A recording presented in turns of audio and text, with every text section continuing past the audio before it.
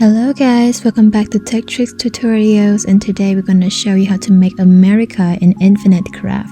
This is very easy. All you have to do is follow step by step. So first we're going to add water and then more water to have lake. Now we add lake to have ocean. Then we add earth to have island, more earth, and we have continent. Put it aside. Then we add water and then fire to have steam. Then we add water to have cloud. Now we add water to have rain and then more cloud to have rainbow.